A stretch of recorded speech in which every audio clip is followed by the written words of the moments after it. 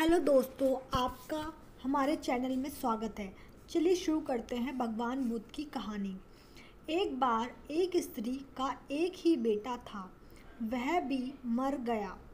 तो रोती बिलखती वह महात्मा बुद्ध के पास पहुंची और उनके पैरों में गिरकर बोली, महात्मा जी, आप किसी तरह मेरे लाल को जीवित कर दें। महात्मा बुद्ध ने उनके प्रति सहानुभूति जताते हुए कहा, तुम शोक ना करो। बुद्ध ने उस महिला को सत्य बताने के लिए सराहना देते हुए कहा, मैं तुम्हारे बेटे को जीवित कर दूंगा, लेकिन एक शर्त है कि तुम किसी ऐसे घर से भिक्षा के रूप में कुछ मांगकर लाओ जहाँ किसी व्यक्ति की कभी मृत्यु ना हुई हो। उस स्त्री को तसल्ली हुई और वह दौड़कर गांव पहुंची। अब वह ऐसा घर खोजने लगी जहां किसी की भी मृत्यु ना हुई हो। वह एक घर के पास पहुंची और वहां पर उसे एक बूढ़ी औरत मिली। उसने बूढ़ी औरत से पूछा, अम्मा जी, क्या आप मुझे बता सकते हैं आपके घर में कभी किसी की मृत्यु हुई है या नहीं? वह बोली, बेटा, मेरे घर में मेरे छोटे बेटे की मृत्यु बहुत समय पहले हो चुकी है।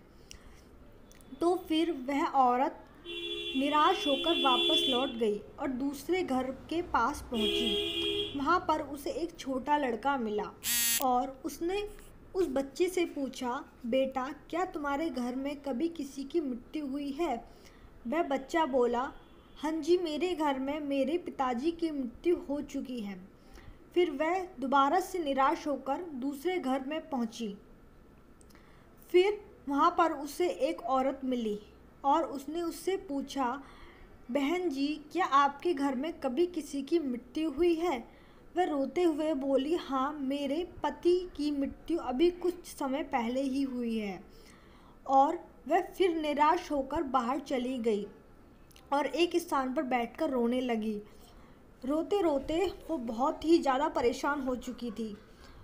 उसने बहुत ढूंढा, लेकिन ऐसा कोई घर उसे नहीं मिला और फिर वह निराश होकर महात्मा बुद्ध के पास आई और वस्तु स्थिति से अवगत करवाया। तब बुद्ध बोले, यह संसार चक्र है, जहाँ जो आता है उसे एक दिन अवश्य ही जाना पड़ता है। तुम्हें इस दुख को धैर्यता से सहन करना चाहिए।